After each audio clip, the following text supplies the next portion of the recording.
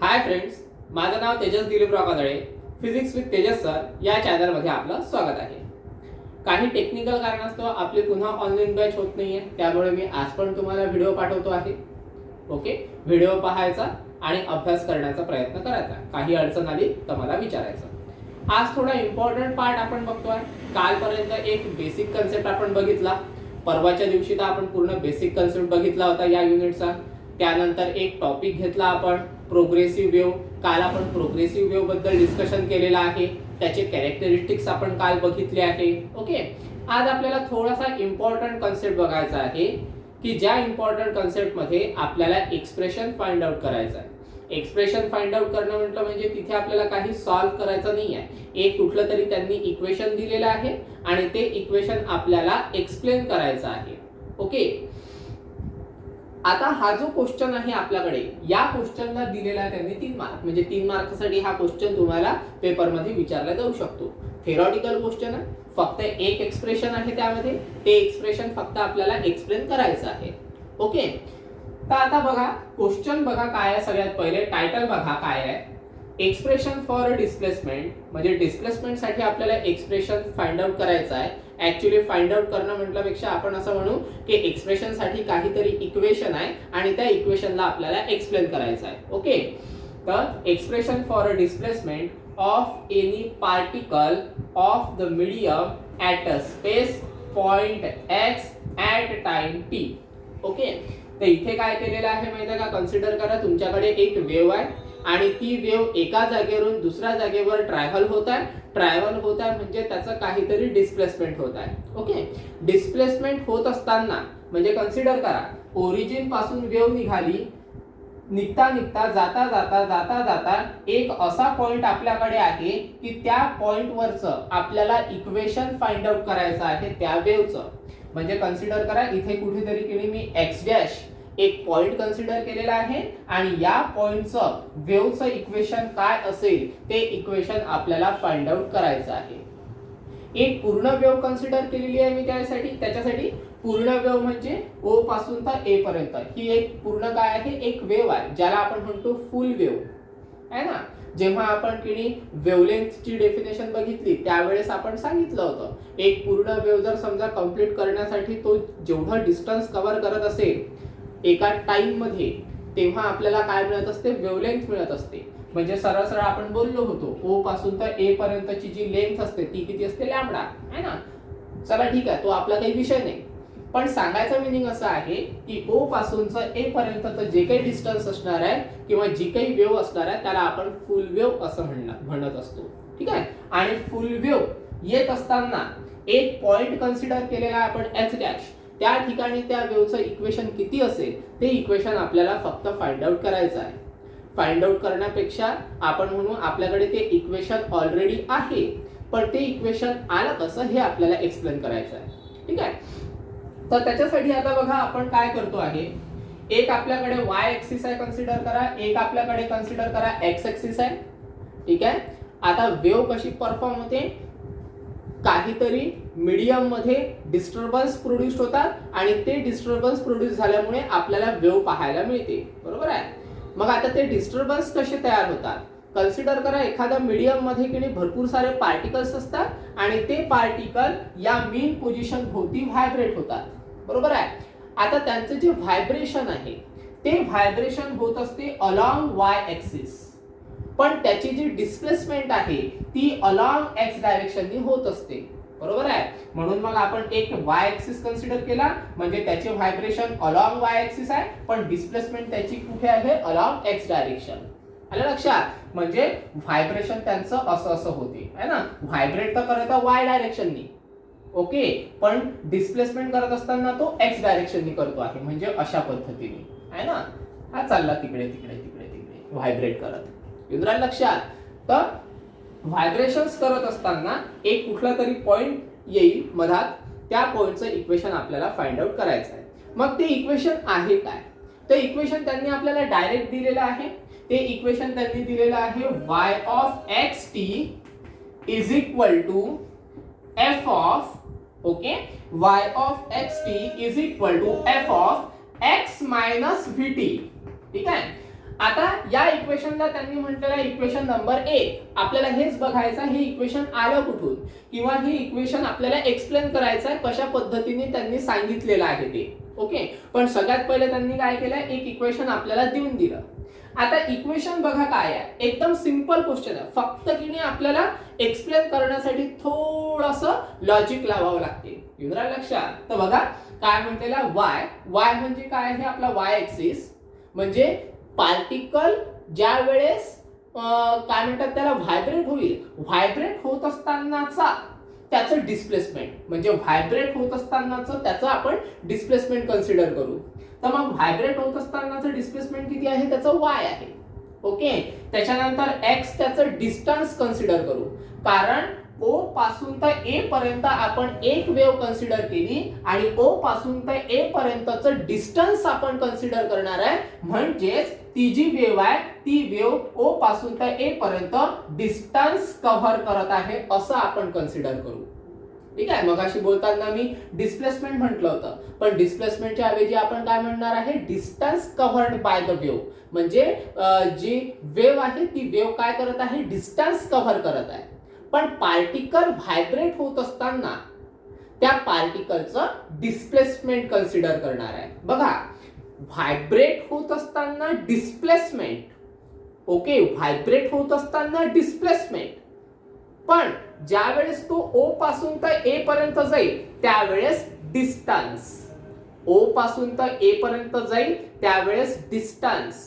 दोन गोष्टी लक्षात ठेवायच्या, कन्फ्यूज व्हायचं काम नाही. पुन्हा एकदा सांगतो, लागेल तो नोट डाऊन करून ठेवायचं बुक मध्ये. व्हायब्रेशन, पहिली गोष्ट, व्हायब्रेशन्स होत असताना डिस्प्लेसमेंट आणि ट्रॅव्हल होत असताना, ट्रॅव्हल म्हणजे ओ पासून तर ए पर्यंत जात असताना त्याला आपण काय म्हणणार आहे, तर त्याला म्हणणार आहे आपण डिस्टन्स. ओके, ट्रॅव्हल होत असताना डिस्टन्स, व्हायब्रेट होत असताना डिस्प्लेसमेंट. तर कन्सिडर करायचं, व्हायब्रेट होत असताना त्याचं डिस्प्लेसमेंट कन्सिडर करायचं आणि ओ पासून तर ए पर्यंत ट्रॅव्हल होत असताना त्याचं काय कन्सिडर करायचं आपल्याला, डिस्टन्स. ठीक आहे, म्हणून आपण असं म्हणणार distance covered by the wave. मग आता जे वेव्ह आहे ती वेव्ह किती डिस्टन्स कव्हर करत आहे, तर कन्सिडर करा एक्स एवढं डिस्टन्स कव्हर करत आहे. ठीक आहे, आपण हा एक्स डॅश पॉइंट घेतला. का बरं घेतला, तुम्हाला की सॉल्व्ह करता करता एक्सप्लेनेशन देता देता माहिती पडून जाईल. ठीक आहे, पण सध्या गोष्टी लक्षात ठेवा, आपल्याकडे काय आहे, एक्स आहे. ठीक आहे, आता एक्स म्हणजे काय आहे, तो डिस्टन्स कव्हर करत आहे. मग डिस्टन्स कव्हर करण्यासाठी काहीतरी वेळ लागणार, तर तो वेळ कन्सिडर करायचा आपल्याला टी. तो वेळ किती कन्सिडर करायचा आपल्याला, टी. ओके, म्हणजे distance covered by the wave in time T, असं त्याचा अर्थ होतो. बघा, नुसतं आपण काय लिहिलं, वाय ऑफ एक्स टी आहे ना, त्याचा मिनिंग किती आहे बघा, मिनिंग किती मोठा आहे बघा.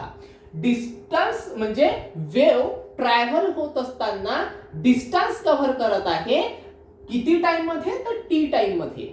लक्षात. त्याच्यानंतर is equal to f is the function.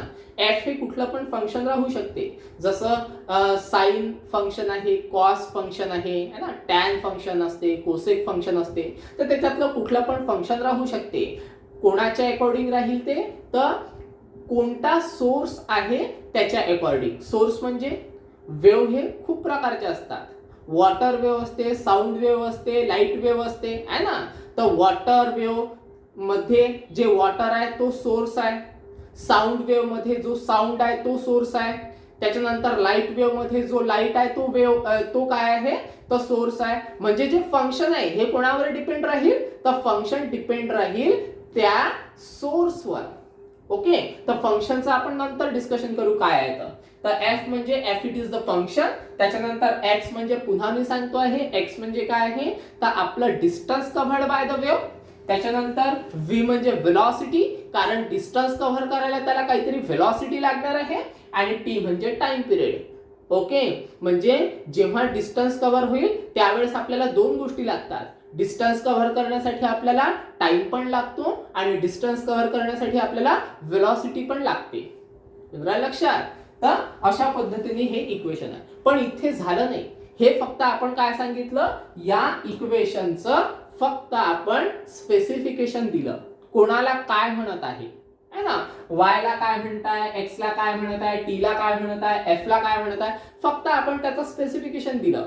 Y wave आहे आपली, एक्स डिस्टन्स आहे आपलं, टी टाइम पिरियड आहे, व्ही वेलॉसिटी आहे, फक्त एवढं सांगितलं. एफ फंक्शन आहे ना. पण हे आलं कसं हे आता आपण डिस्कस करणार आहे. कसं आलं बघा. त्याच्यासाठी याच वेव्हचा आपण किणी कन्सिडर करू, हाच वेव्ह कन्सिडर करू आपण. ओके. आता होते काय बघा, कन्सिडर करा आपल्याकडे माहित आहे का एक्स कन्सिडर करू आपण. ठीक आहे. एक्स कारण काय आहे, आपलं डिस्टन्स आहे ना. तो डिस्टन्स कव्हर करणार आहे. किती डिस्टन्स कव्हर करणार आहे, एक्स एवढं. आता इनिशियल स्टेजला काय करायचं, x is equal to 0 consider करायचं. आता एक्स इज इक्वल टू 0 काय बरं, कारण बघा आपली वेव्ह कुठून स्टार्ट होत आहे, आपली वेव्ह ओरिजिन पासून स्टार्ट होत आहे. ओरिजिन म्हणजे 0 पासून स्टार्ट होत आहे. म्हणजे इनिशियल जे डिस्प्लेसमेंट राहणार, सॉरी डिस्प्लेसमेंट नाही डिस्टन्स, इनिशियली जे डिस्टन्स राहणार ते डिस्टन्स किती असेल आपलं 0. मग एक्स इज इक्वल टू जर समजा आपल्याकडे 0 असेल तर जो काही टाइम पिरियड कन्सिडर करणार आहे आपण, तो टाइम पिरियड सुरुवातीचा टी कन्सिडर करायचा. काय केलं मी बघा, एक्स इज इक्वल टू जर समजा मी 0 कन्सिडर करत आहे तर टाइम पिरियड सुरुवातीचा काय करायचा, टी कन्सिडर करायचा.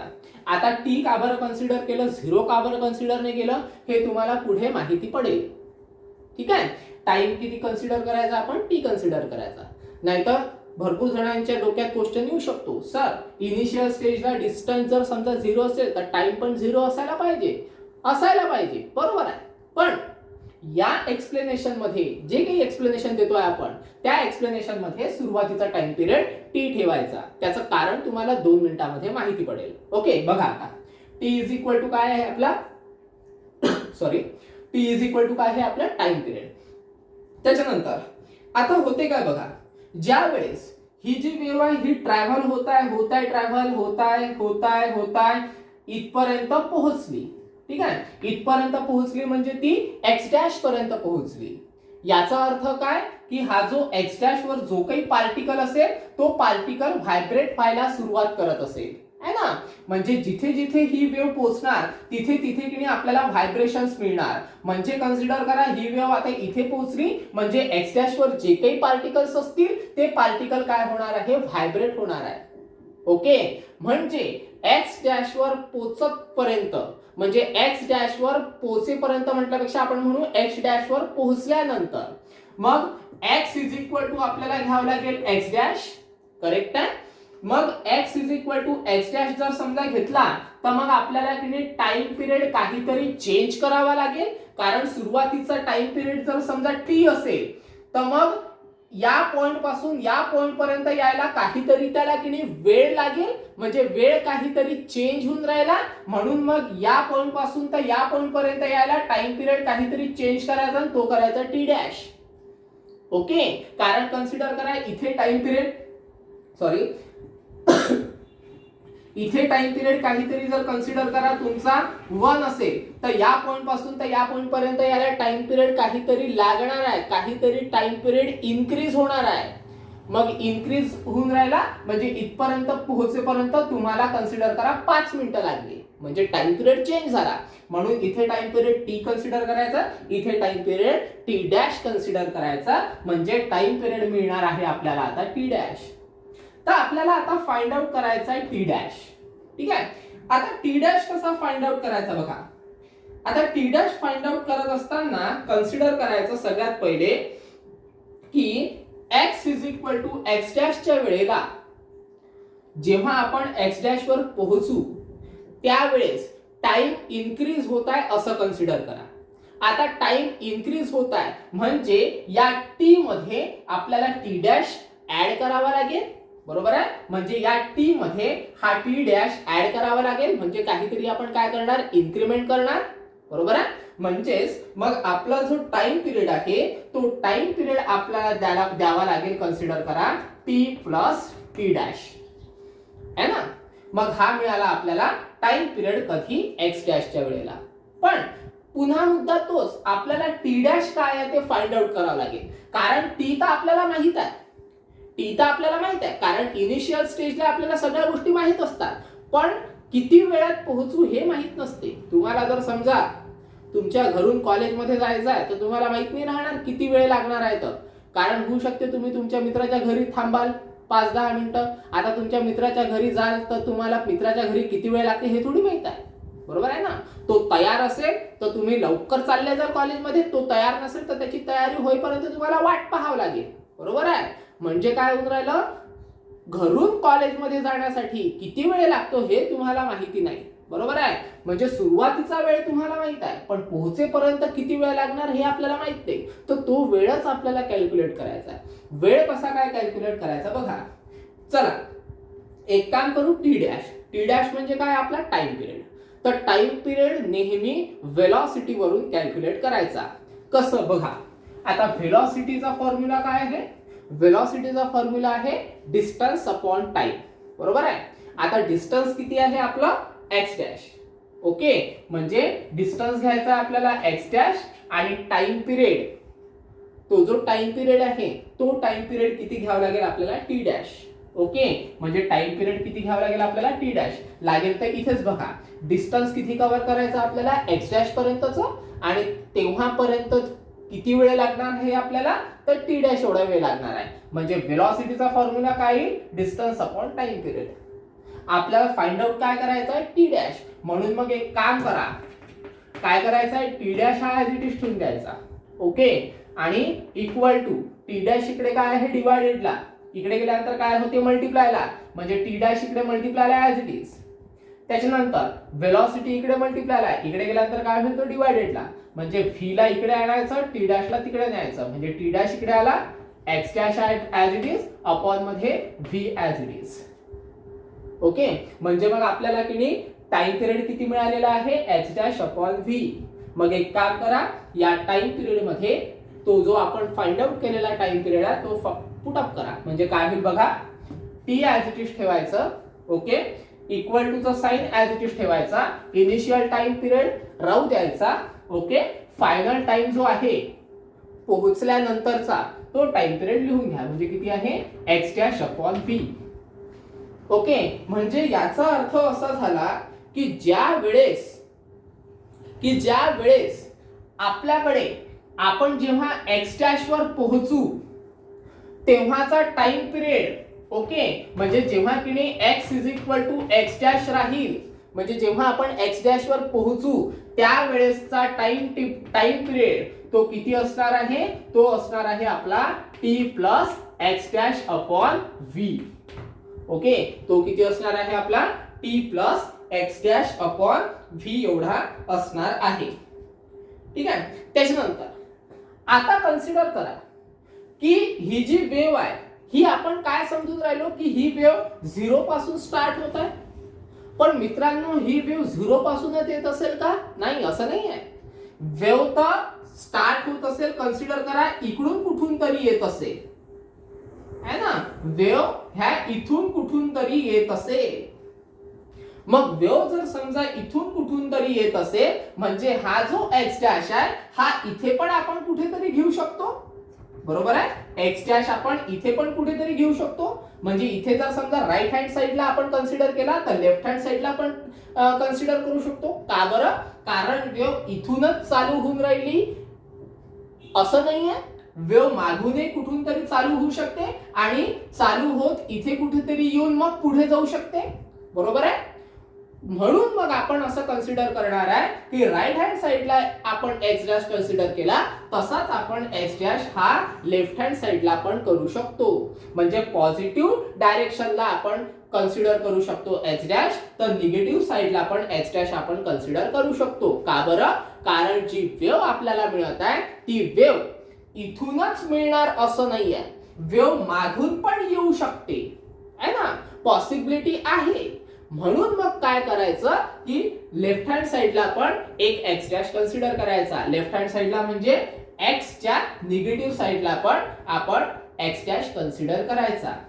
मग आता हे राहील आपलं पॉझिटिव्ह डायरेक्शन साठी. आता निगेटिव्ह डायरेक्शन साठी जेव्हा आपण एक्स पासून तर एक्स डॅश पर्यंत पोहोचू, ओके, त्यावेळेसचा टाइम टेबल आपल्याला टाइम पिरियड आपल्याला कन्सिडर करायचा आहे आणि तो टाइम पिरियड राहणार किती बघा.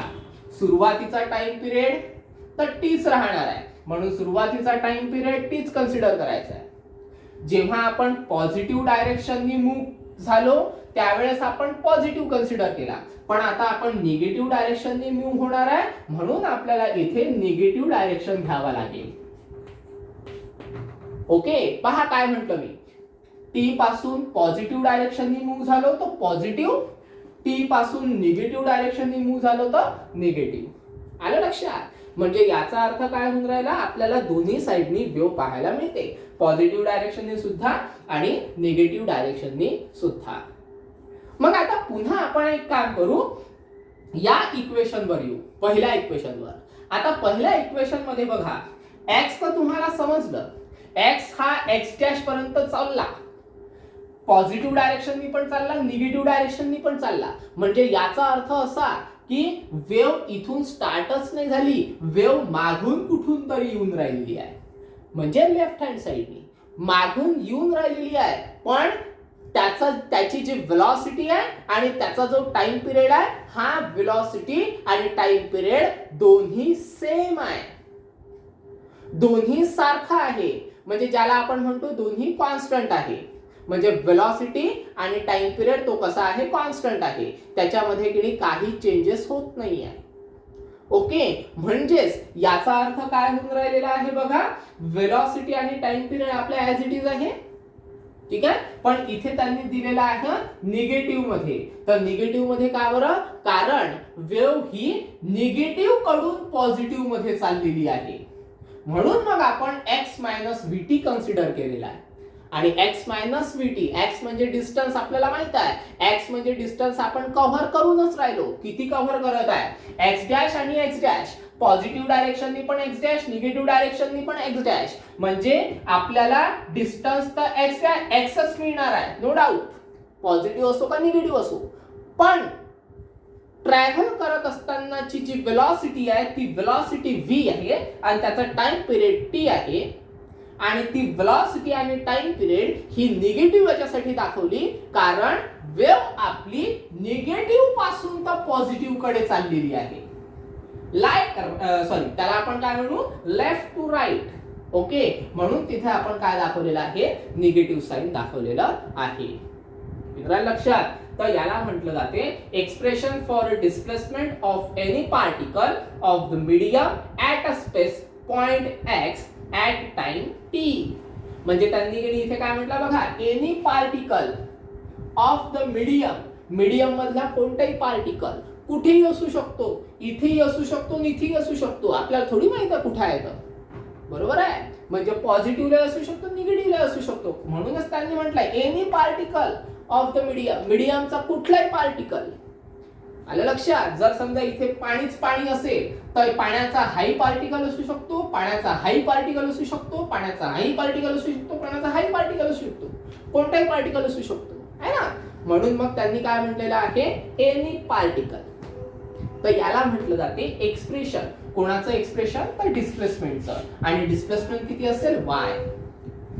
आणि बघ राहिला प्रश्न, चलो ये तो हो गया, x मायनस vt चं पूर्ण एक्सप्लेनेशन आपण दिलं. f काय, सुरुवातीलाच बोललो, f म्हणजे फंक्शन कोणती असू शकते, साइन कॉस कुठलीही असू शकते. ओके, मग आता साइन असेल तर काय, कॉस असेल तर काय, काही जास्त फारसा फरक पडणार नाही. साइन असेल तर अशीच वेळ मिळेल तुम्हाला, ओरिजिन मधून पास होणारी. ओके, आणि कॉस असेल तर तुम्हाला सिम्पली अशा पद्धतीची वेळ मिळेल, है ना, वरून निघणारी. आलं लक्षात? बस एवढाच फरक राहील. म्हणजे जी वेव्ह आहे ती वेव्ह कोणावर डिपेंड राहणार आहे, तर फंक्शनवर. साइन असेल तर ओरिजिन मधून पास होईल आणि कॉस असेल तर वरून पास होईल. आलं लक्षात? तर हे आहे आपलं एक्सप्रेशन आणि हे आहे 3 मार्कासाठी. ठीक आहे, एक्सप्रेशन फक्त पहिलंच आहे, फक्त त्याला आपण की नाही एक्सप्लेन केलेलं आहे. ठीक आहे, एक्सप्लेन करत असताना जे काही आपण नोट्स मध्ये दिलेलं आहे ते पूर्ण थेरॉटिकली सांगितलेलं आहे. ऍक्च्युली आपण पूर्ण थेरॉटिकलच बोललो. ठीक आहे, पण तुम्ही की स्क्रीनशॉट काढून ठेवा. स्क्रीनशॉट म्हणजे आता स्क्रीनशॉट काढायची काही गरज नाही आहे, तुमच्याकडे व्हिडिओ अवेलेबल आहे. आहे ना. तुम्ही की पेपरला जाल तेव्हाही तुमच्याकडे व्हिडिओ अवेलेबल असेल, बरोबर आहे. त्याच्यामुळे तुम्हाला काही टेन्शन घ्यायची गरज नाही, तुमच्याकडे हे अवेलेबल असणारच आहे. लक्षात. पण जर नोटबुकमध्ये लिहायचं असेल तर तुम्ही स्क्रीनशॉट काढून घेऊ शकता आणि एक्स्ट्रा मध्ये तुम्ही हे लिहू शकता. बाकी नोट्समध्ये मी सगळं दिलेलं आहे, पण एक्स्ट्रा नॉलेज म्हणून तुम्ही हे तुमच्याकडे ठेवू शकता. लक्षात. तर आज आपण इथे स्टॉप होऊ. उद्याला पुन्हा एक इम्पॉर्टंट डेरिव्हेशन आहे. हा उद्याचं डेरिव्हेशन आपल्याला सॉल्व्ह करायचं आहे आणि नेट JEEच्या दृष्टीने पण उद्याचं एक्सप्रेशन खूप महत्वाचं आहे. त्यामुळे उद्याचं पण पाहू आपण. जर आपला प्रॉब्लेम सॉल्व्ह झाला तर उद्या ऑनलाईन घेऊ आपण, अदरवाईज आपण उद्याला पण व्हिडिओ टाकू. ठीक आहे. तर मग उद्याचं जे एक्सप्रेशन आहे ते तुम्हाला 4 मार्कासाठी मिळणार आणि भरपूर इम्पॉर्टंट एक्सप्रेशन राहणार आहे. आज एकच टॉपिक घेतो आहे, कारण 2 जर घेतले तर याच्यानंतरचं पण इम्पॉर्टंट आहे. तर तुमच्या डोक्यात मिक्स नको व्हायला, है ना, कन्फ्यूज नको व्हायला, म्हणून पार्ट मध्ये घेतोय. थोडासा 1 दिवस लेट झाला तर चालेल, पण हळूहळू शिकायचं. ठीक आहे. तर मग एक काम करतो, इथे स्टॉप करतो. बाकीचं आपण नेक्स्ट व्हिडिओमध्ये कव्हर करू, किंवा जर समजा आपला प्रॉब्लेम सॉल्व्ह झाला तर ऑनलाईन कव्हर करू. ठीक आहे. थोडंसं कोऑपरेट करा, कारण नेटवर्क प्रॉब्लेम भरपूर चालू आहे आणि ग्लोबली नेटवर्क प्रॉब्लेम आहे. म्हणजे ज्यांच्याकडे एअरटेलचं सिम असेल त्यांचा प्रॉब्लेम चालू आहे. ओके. त्यामुळे थोडंसं कोऑपरेट करा, बघू कधी क्लिअर होते तर. ओके. तर स्टॉप करतो आहे. काही अडचण असेल तर फोन किंवा मेसेज करून तुम्ही मला विचारू शकता. धन्यवाद.